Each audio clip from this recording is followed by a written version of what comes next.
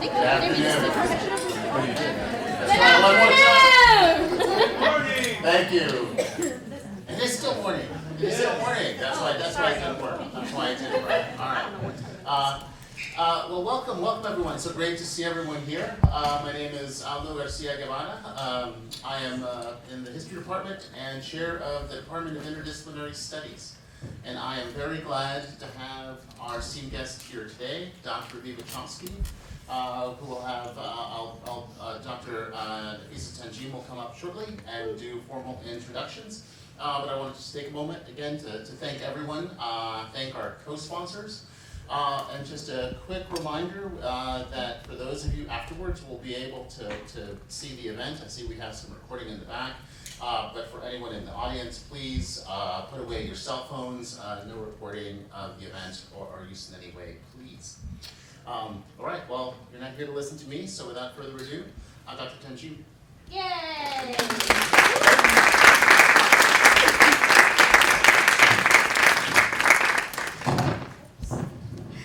Thank you so much, Professor Garcia Guevara, for the quick intro. And it's my immense pleasure to introduce Dr. Aviva Chomsky. Dr. Aviva Chomsky is a professor in the Department of History at Salem State University. She specializes in migrant labor and immigration, labor history, labor organizing, social movements, and specifically how global economic forces affect individuals, how people collectively organize for change. Thematically, Professor Chomsky incorporates the issues of colonialism, economic development, migration, race, labor, immigration, and global inequality. Dr. Chomsky has published 2 books on immigration. They Take Our Jobs, the 20 Other Myths about Immigration, and Undocumented, How Immigration Became Illegal. And today's talk will critically reflect on some of the myths that underlie the national debates about immigration in the US, and analyze some of the goals behind the ways the Trump administration is currently reshaping the country's immigration system. According to our institutional mission statement, we here at Worcester State University are committed to being an inclusive community where diversity is an integral component. And according to our institutional mission statement, we strive for a community where people from all cultures and backgrounds have the opportunity to participate fully and succeed. And at a time when executive orders and binational bargaining are shaping the experiences of immigration, it's even more important for us, the Worcester State community, which is a home of many first-generation immigrants, people of color, and working-class communities, to critically reflect on how illegality is made and remade to serve particular ends for powerful actors and institutions, and who can offer us a better framework and tool to think about both what's happening and what might yet change than Dr. Aviva Chomsky. And the current immigration policies of the Trump administration directly correlate to what Professor Chomsky has talked about in her work. It's extremely important for us to think about how categories of illegality are politically constructed. It's important for us to think about how the use of criminalization and procedures such as forcing people to wait in dangerous conditions or tightening adjudicating pipelines or targeting people, even with green cards and legal documents, and revoking their status just for expressing their critical opinions peacefully, have been used to suppress voices of dissent and sustain a culture of fear. It's important to think about how the immigration system is being used to sort and exclude racialized migrants while preserving their vulnerability to exploitation. And whatever we have been experiencing as a community signifies what Professor Chomsky has argued in her work. Immigration status functions as a modern tool of social and economic control. So please welcome Dr. Aviva Chomsky.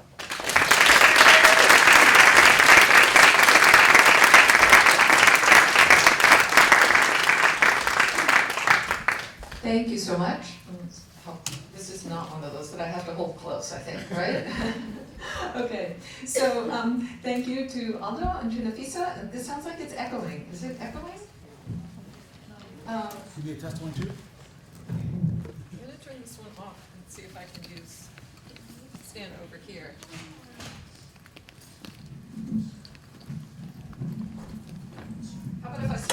here, and I just move there when I want to advance my slides. People in the back, can you hear? Can you People hear? in the back here? Okay. Oh, well, I don't want to have too many near each other, that's the thing. How about this one? Is this one less echoey? Oh, yeah. Okay, I will try this one. So, thank you to Aldo and to Nafisa for the beautiful introduction, and thank you for the invitation, and thank you all for coming. It's really a pleasure to be here. And I have to say, Salem State shares a lot with Worcester State, but I think we would have trouble getting an audience this big at 11:30 on a Tuesday to any kind of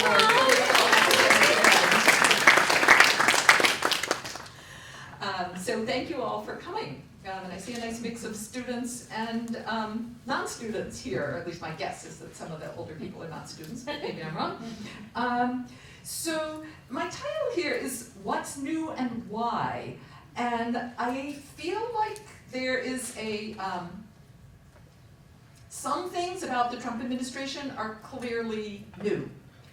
And I'm interested that you read Worcester State's mission statement, because that is actually something that is a lot like Salem State's mission statement. Oops, everyone turn off your cell phones. A commitment to multiculturalism and diversity is very, at least in the last 10 years or so, has become a guiding principle for Salem State as well as Worcester State. And I think there's a tendency in Massachusetts and among Democrats to see Trump as a kind of an aberration, doing unprecedentedly bad and evil and racist things. And I will note that my two books about immigration, They Take Our Jobs was published in 2007, and Undocumented How Immigration Became Illegal was published in 2014.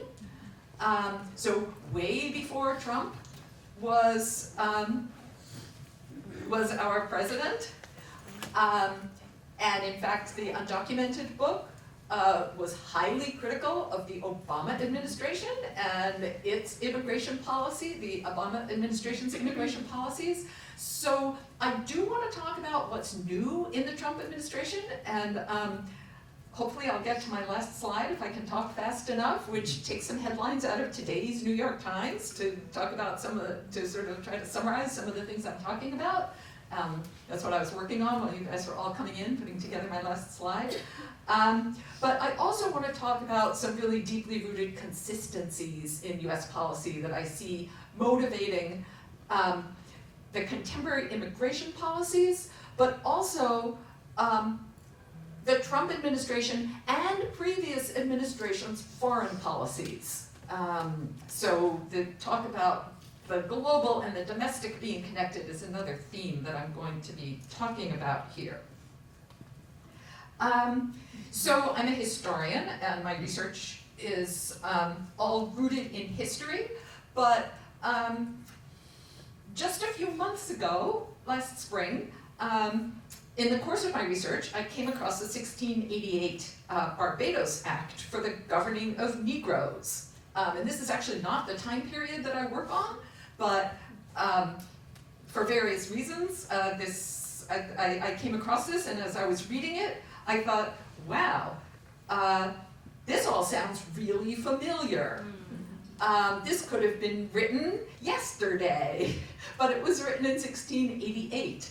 So I wanted to just draw your attention to this and talk about some of the ideology behind it and why I think the contemporary relevance of this ideology. So this is a British act trying to explain the need for two completely different legal systems, one governing white people and one governing black people. You may notice already a relevance in that we have two completely different, or maybe more than two, but completely different legal systems. That is, the immigration legal system is a completely different system from the legal system governing US citizens. The criminal justice system flawed and unjust as it may be, does guarantee certain rights to US citizens.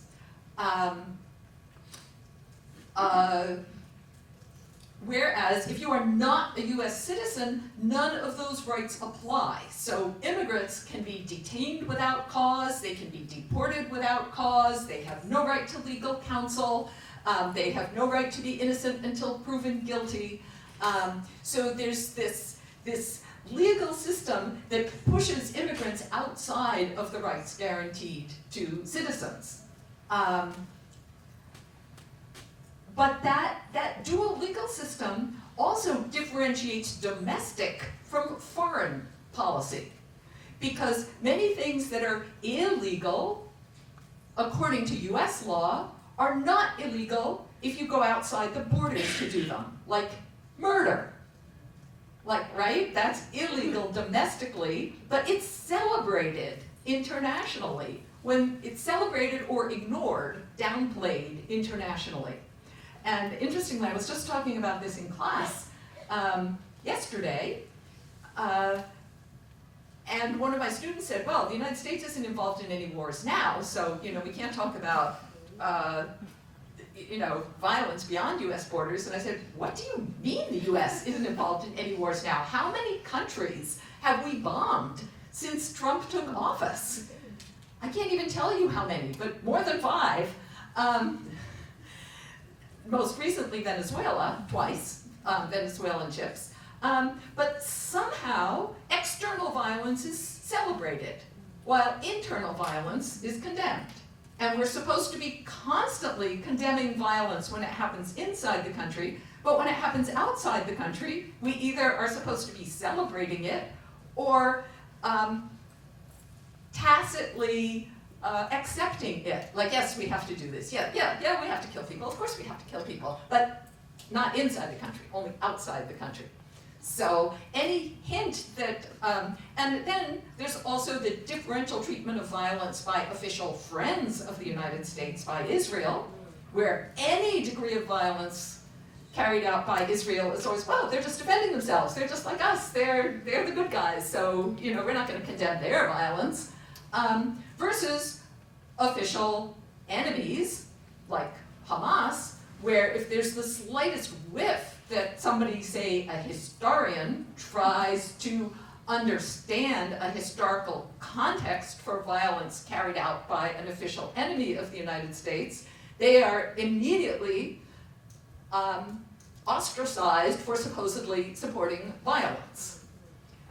So certain kind of violence, we're taught we're supposed to support and celebrate. Violence committed by people who have been identified as the bad guys, we're supposed to condemn. And there's this constant insistence on, well, you have to condemn violence, but not our violence. You're supposed to be celebrating that while you're condemning other kinds of violence. Anyway, back to the I can see I'm going to take too long. The 1688 Act. Negroes are of a barbarous, wild, and savage nature, such as renders them wholly unqualified to be governed by the laws, customs, and practices of our nation. This is the British Crown.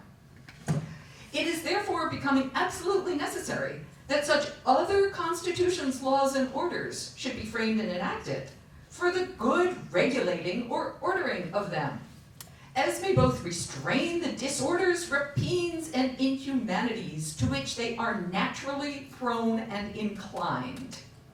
Does this sound familiar to anyone? To me, this sounds exactly the way the Trump administration talks about both immigrants and Palestinians. And not only the Trump administration, because the criminalization of immigrants and the criminalization of Palestinians and the labeling of Palestinians as terrorists goes way back. It didn't begin with Donald Trump. We may be experiencing it today through Donald Trump, but it certainly did not begin with him. So I think that these ideas that there are certain people, generally racially identified people, and the racialization of immigrants and racialization of Palestinians is clearly a piece of this attribution of certain kinds of inherent characteristics to a group of people, racializing them as unfit for the same kind of rights that the United States purports to guarantee to people it has defined as people deserving of rights. Is this making sense to everybody? Okay. So, making sense of the current conjuncture. Certainly, we are being exposed to anti-immigrant narratives. Narratives about criminal immigrants, the sensationalization of a very, very small number of violent crimes committed by immigrants, and this is part of how racism works, of course, to generalize one individual's act as something characteristic of that group, that people, so that you criminalize the entire group instead of the individual, but also putting immigrants outside of the law. That is, now we're hearing that, well, of course we have to deport criminals, and I've heard even people at pro-immigrant rallies, like speakers, saying things, well, of course we want to deport criminals. Why? We have a criminal justice system to deal with criminals. We believe that people are innocent until proven guilty, and when somebody is convicted of a crime, they're given a sentence, and when they finish their sentence, they return to society. Why are we supposed to treat immigrants differently than people who are not immigrants? But also the expansion of criminality, so that it doesn't just mean people who are convicted of crimes, but people who are charged with crimes or even accused of crimes with no charges. So that the current acceleration of ICE activity and deportations, not only of people to their countries that they came from, but to third countries, all of people who are sort of dumped into this basket of criminality, most of them who have never been convicted of any, even charged with any crime, much less convicted of any crime. What is Trump trying to do?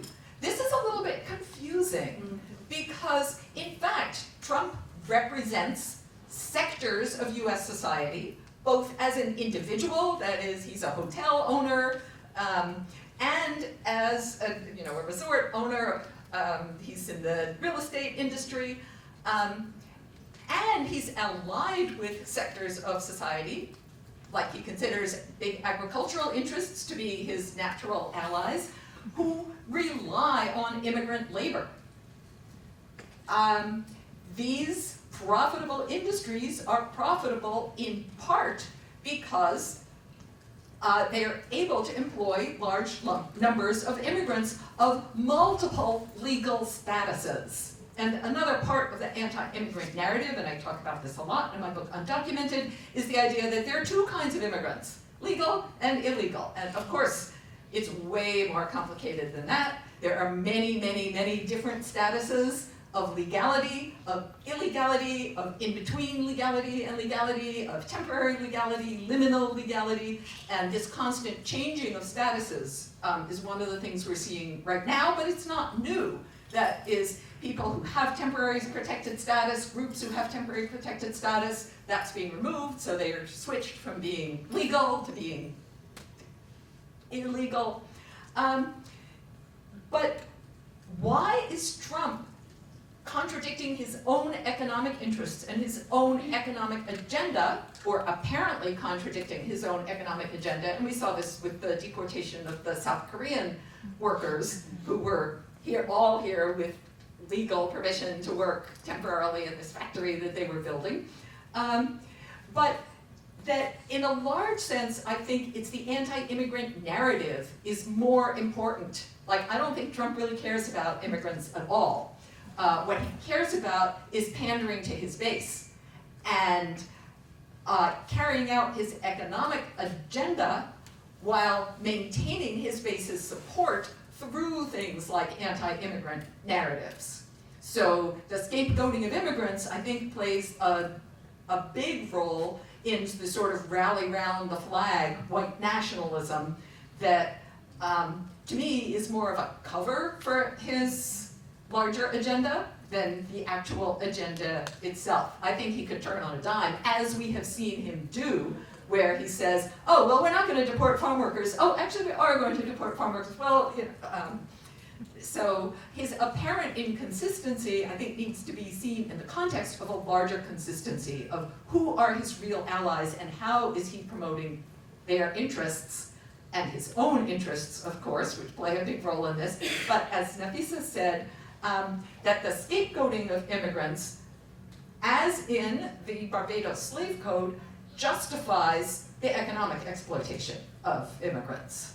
And maintaining a climate of fear is another way of maintaining obedience.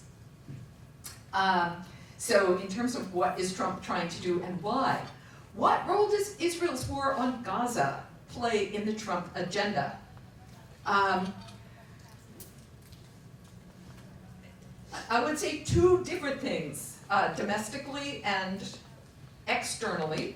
The role of Israel in US foreign policy, I don't think has changed for many decades, at least since 1967. And if you look back at Henry Kissinger in the 1970s, Alexander Haig in the 1990s, and statements about Israel serving as the cop on the beat for the United States in the Middle East, Israel serving as the unsinkable aircraft carrier for the United States in the Middle East. That is, their geostrategic reasons for the US alliance with Israel that have not changed.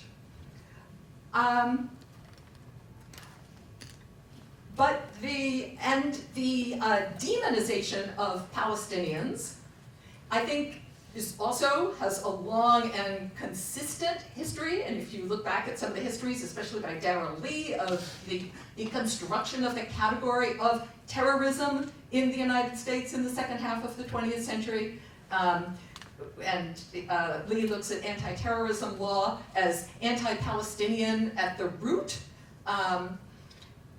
but in a similar way to the demonization of immigrants, the creation of a climate of fear in the United States and Trump's larger agenda of assaults on the legal protections that US citizens have, on the autonomy of universities, that is, the specter of anti-Semitism is being so elevated, not because Trump cares in the least about Jews, but because in the same way as the demonization of immigrants, it serves a purpose of providing a rationale and a justification for the crushing and silencing of any kind of challenge or dissent, and creating a climate of fear in the United States where I'm sure most of the faculty here can have experienced the same kind of thing that I have and seen in my university, and we've seen in universities around the country, that if you whisper a word of criticism for Israel, there's a barrage that comes down on you, it's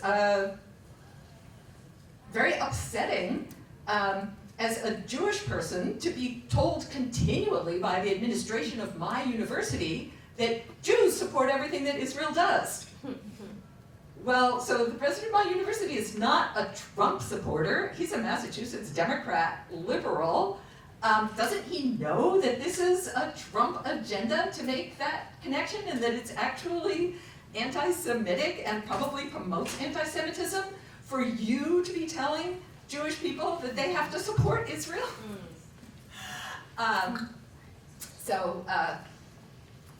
So what role does Israel's war on Gaza play in the Trump agenda? And finally, what can we do? So this is actually, I shouldn't have told you all this now, but maybe that'll help me go faster later. This is the outline of what I want to talk about today. So I'm going to go into a little more depth, and I will say what can we do till the very end. Anti-immigrant narratives. It's okay that I gave you a summary before. So I would say that the narratives that we are being exposed to, and again, not just by Trump, but in certain exaggerated and accelerated and very coherent and consistent ways now, but they certainly have been with us for many, many decades. Narratives play on real problems, but distort the causes. Economic insecurity is a real problem in the United States, and we see many different manifestations of it. We can trace it back to, certainly to the 2008 housing crisis, but we can trace it back well before that. We can trace it back hundreds of years if we want. But the construction of economic insecurity through our institutions is very deep-rooted. But certainly large sectors of the population are experiencing economic insecurity, and exaggerated in some ways since 2008 and since COVID, I guess I would say. So the anti-immigrant narratives provide one way of understanding that economic insecurity that turns our attention away from the actual sources of economic insecurity. So one source of economic insecurity is lack of decent employment, lack of access to decent employment, unstable employment, deteriorating conditions of employment. So the narrative that immigrants take American jobs. If you are experiencing economic insecurity in your job or in your lack of a job, well, don't look at our economic system, don't look at our economic structures, look at the immigrants and blame them. So scapegoating in that respect. A second area of economic insecurity where the scapegoating of immigrants serves the larger purpose of drawing attention away from the institutions and structures is immigrants use public resources.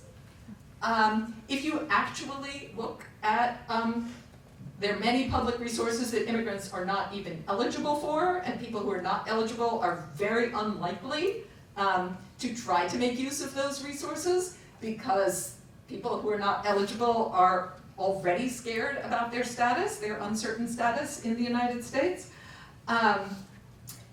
But even immigrants who are eligible use public resources, so most public resources immigrants are not eligible for, but even those who are eligible tend to use tend to be poorer than the citizen population, but even so tend to use public resources at lower rates because of their uncertainty of their status, even those who are here so-called legally.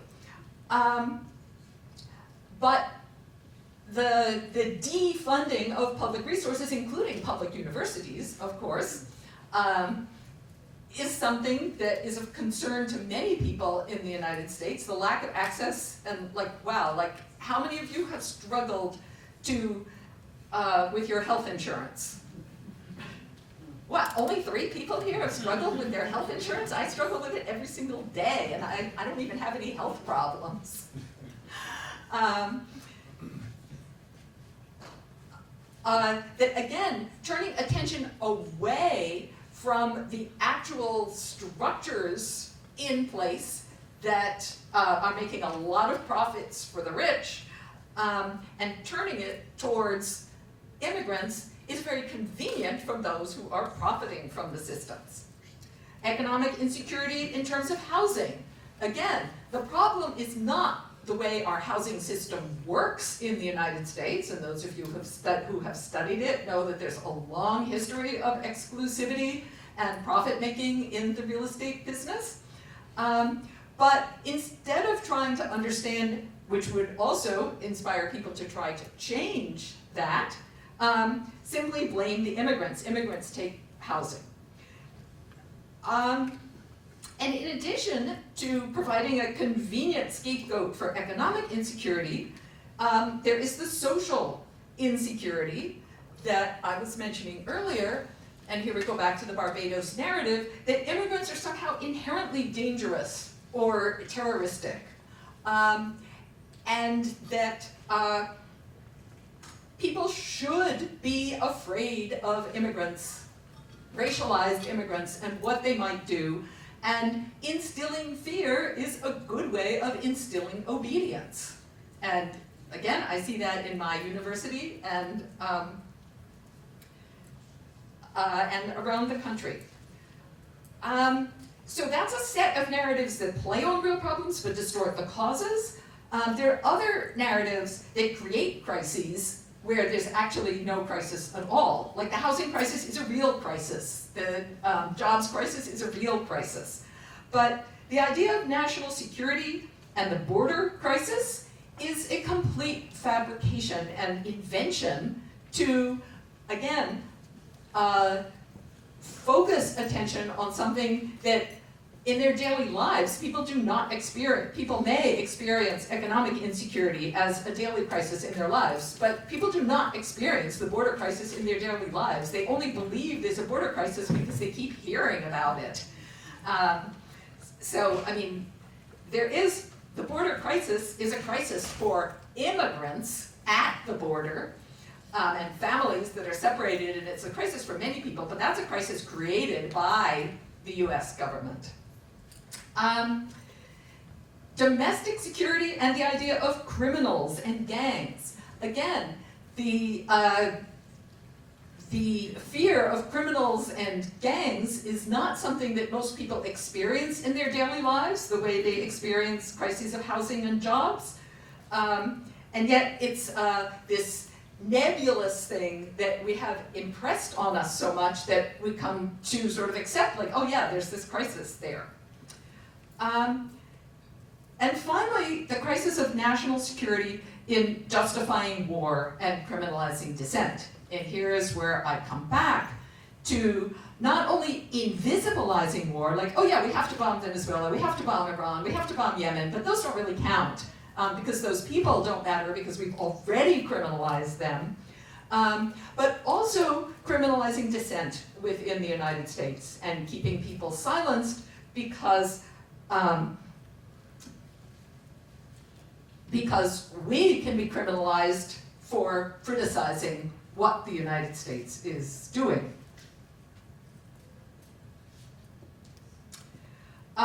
So what are some of the pieces of this policy of how Trump is putting these ideas, turning these ideas into policies?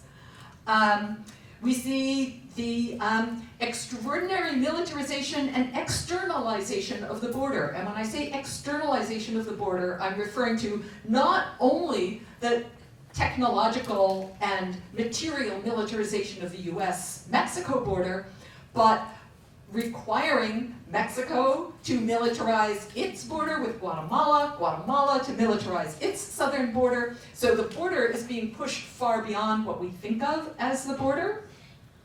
Mass deportation, instilling fear in immigrant communities and in all communities, and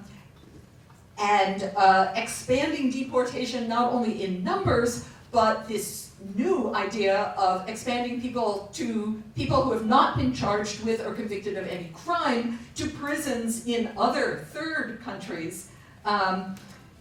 Guantanamo in Cuba, CICOT in El Salvador, South Sudan, and we're hearing every day about new places that are agreeing to take people who Trump has simply by saying so defined as criminal immigrants. Expanding criminalization and detention, and we've seen in the so-called Big Beautiful Bill, the diversion of resources into the private prison system and into ICE, taking labor power from other federal agencies and putting it into ICE and taking huge amounts of resources, and of course, the companies that are profiting from this. Closing off legal immigration, refugee programs, student visas, ending legal statuses like parole, TPS, revoking visas, and even green cards from people who have different forms of legal status in the United States. The attempt, which we'll see how this plays out through the courts, and in particular the Supreme Court, to end birthright citizenship. Citizenship that Right now, the United States, like many but not all of the world's countries, grant citizenship automatically to anyone who was born on US soil. And that has been the case since the 14th Amendment after the Civil War, 1868. But revoking that concept. And then looking back to two very old laws, the 1790, and again, so like what's old, what's new? The 1798 Alien Enemy Act, and redefining the concept of invasion, so that the mere presence of a person from a country that Trump has defined as a bad country, like with the Barbados law, like all those people are just irrevocably bad, like Venezuela, anybody from that country is therefore an alien enemy. And again, this multiple layered legal system, thus not eligible for any of the legal protections that they should be available to them, and defining their very presence as an invasion because he's defined that country as an enemy. And then the 1952 Immigration and Nationality Act provision that enables the Secretary of State to declare anybody as detrimental to US foreign policy goals. And this is another place where we see Israel and immigration policy crossing over because so many people have had their visas revoked for supporting the rights of Palestinians or opposing Israel's genocide. So simply by the Secretary of State, which is Marco Rubio, declaring that it's a US foreign policy goal to support genocide, anybody who makes a statement against genocide is automatically doing something detrimental to US foreign policy goals and thus eligible for deportation.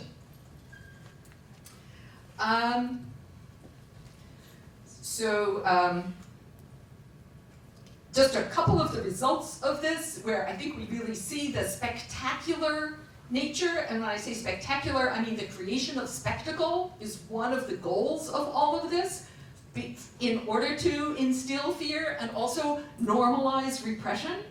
So we have Kristi Noem standing in front of the CCOT in El Salvador,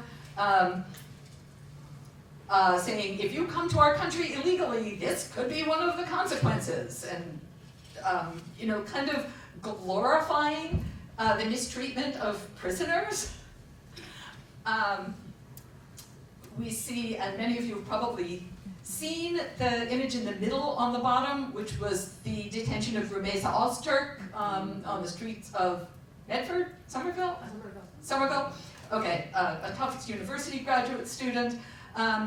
But you may not have seen, or you may have seen the image on the left, which took place in New Bedford. And it's not the only case, because we keep reading about more and more of these, but two Guatemalan immigrants in a car who, when they were stopped by ICE, said they wanted to get their lawyer on the phone before opening the door, and the ICE agent says no and pulls out his axe and just breaks the window and drags them out of the car.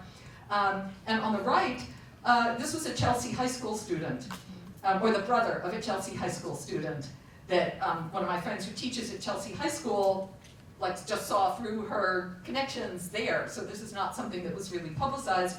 But again, he was an 18-year-old who was just stepping out of his car and is sort of brutally attacked. So this presence of masked, armed, unidentified, out of uniform ICE agents on our streets has become something normalized throughout the United States now. And then this is just the New York Times piece coming from the White House tweets, or it's not, what does he use, Truth Social, not Twitter, X, whatever, everything changes so fast, it's hard to keep track. But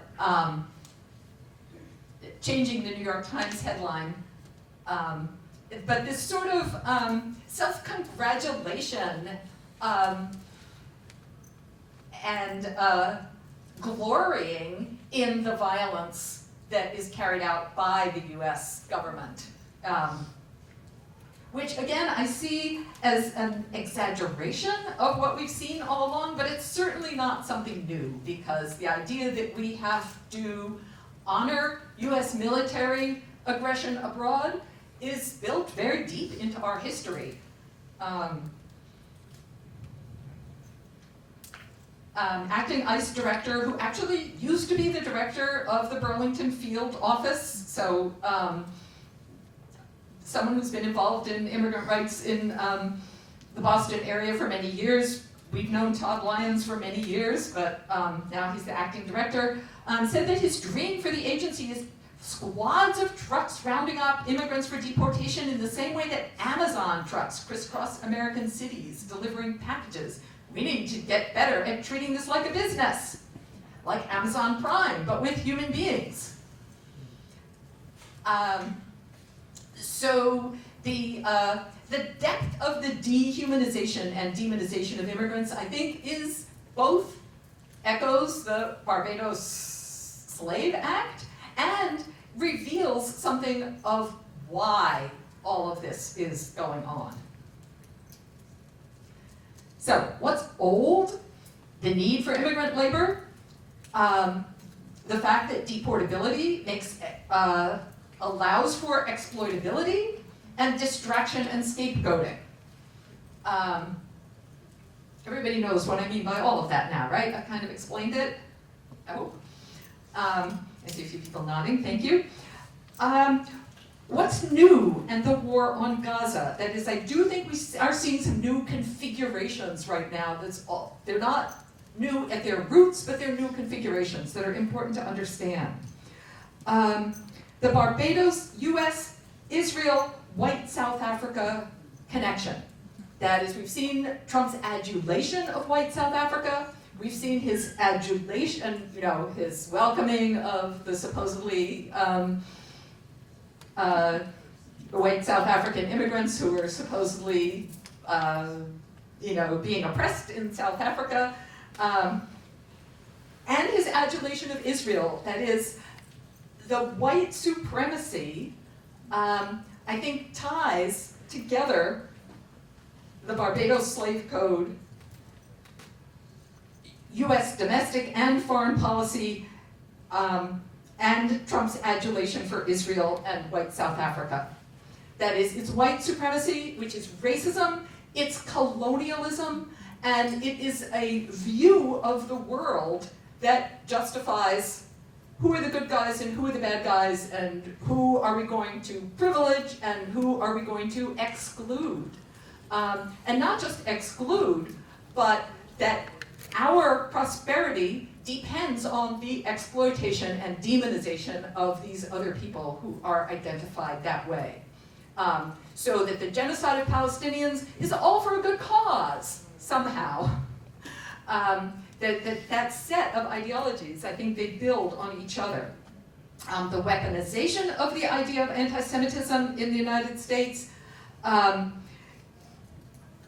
going along, that is, any kind of anti-racism in the United States is now being demonized under the title of DEI and illegalized under the title of DEI. But the ideology that DEI, that is, there's only one group who is deserving of special protections, white South Africans, or two groups, and Jews. And that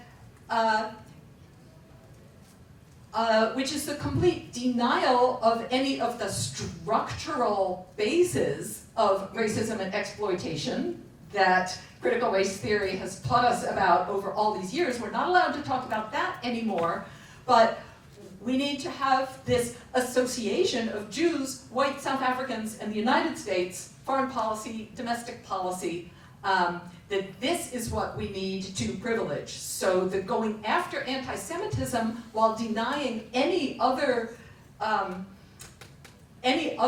form of inequality or racism, it's actually, I shouldn't say other, while denying any form of inequality or racism, but seeing anti-Semitism as the big problem, I think is very ideologically consistent. Criminalized dissent, speech, universities, and the press. can see I'm running out of time, so I'm going to just go over really quickly what could the United States do in terms of immigration specifically, and then in the larger sense as well. I think that there are ways in which immigration is a crisis. That is, the fact of immigration means that people are experiencing a crisis in their home countries. The vast majority of immigrants leave not because they just want to study abroad, but because they're forced to leave their home countries for one reason or another, a lot of which have to do with US foreign policy. So I think prioritizing what journalist historian David Bacon called the right to stay home is a really important part of how we have to think about immigration policy. So, with that in mind, end sanctions on Cuba and Venezuela. Economic sanctions that create crises in those countries that force people to leave.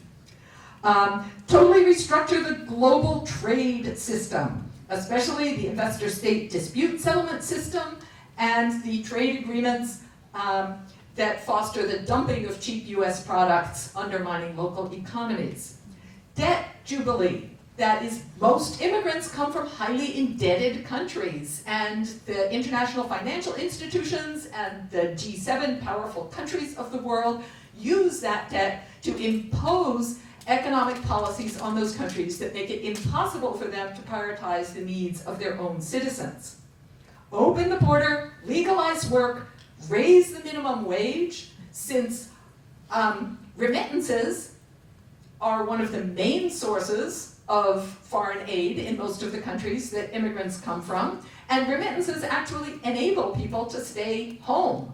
So if immigrants in the United States were able to come and go freely, and were able to earn decent wages, that would actually reduce immigration in the long run by fostering the right to stay home. End fossil fuel use. That is, our overconsumption is a major cause of global inequality and a major contributor to climate change, which is another thing undermining people's right to stay home. Payment of climate loss and damages, which of course not only the United States, but all of the over-consuming countries have completely refused to consider. And finally, halt military aid to Israel. I see these as a really coherent set of policies. What can we do? Don't do the administration's job for it. What several students of despotism call anticipatory obedience, that is, especially those of us who have economic security and citizenship security, do not agree to be silenced. Educate, think political, pressure elected representatives, pressure institutions, pressure towns, cities, and states. Collaborate with immigrant rights organizations, collaborate with immigrant aid organizations, collaborate with legal aid organizations, and do everything all at once forever. I know we were talking earlier about people feeling really overwhelmed because there's like so many things we're upset about. What are we supposed to do? Don't stop just because you're overwhelmed. Be more inspired. And I just mentioned these two books. The revolution will not be litigated, and the revolution will not be funded, not because I think that nonprofits and legal lawsuits are not important parts of the struggle, but because I think we shouldn't sit back and say, oh, well, the lawyers are going to solve it, or the nonprofits are going to solve it. They're not. They are one tool, one strategy. We need all tools and all strategies right now, and not to just think, oh, well, somebody else is taking care of it. So finally, I did want to end with this, even though I'm over time. All of these, except the bottom left, come from this morning's New York Times, and the bottom left came from March. But I just was thinking about how today's New York Times kind of proved everything I was trying to say in this talk about glorifying US and Israeli violence and using that glorification to also, like the connection between the glorification of US and Israeli violence with the demonization an attribution of violence to the modern day incarnations of the slaves of Barbados. So we see Israeli troops push into Gaza City, forcing desperate Palestinians to flee. Israel is committing genocide in Gaza. So this is all there on the front page of today's New York Times. But at the same time, Secretary of State Marco Rubio is so horrified and outraged that somebody could approve of assassinations, not Israel's assassinations, in Iran, in Gaza, in Yemen, in Qatar. We have to celebrate all of those things, but we have to know which assassinations are good ones and which ones are bad ones, and we certainly have to condemn. So he will be denying visas to foreign citizens who have posted messages online approving of assassinations. Again, he means only certain assassinations because he is right there approving other kinds of assassinations, including the killing of Charlie Kirk. You're out there celebrating the assassination in cold blood of someone. Why doesn't he say that when Israel is assassinating people? Why doesn't he say that when the United States is assassinating people? And then I just pulled up from March, emergency declaration calling for the sending 2,000-pound bombs and other weapons to Israel as the war in Gaza continues, 4 billion more in US weapons for Israel. So that we are supposed to, because we are expected to adopt the ideology of the Barbados Slave Code, this is supposed to make sense to us. Why we have to condemn the assassination of Charlie Kirk while we are supporting sending more bombs to a country that is committing genocide. So I will end there.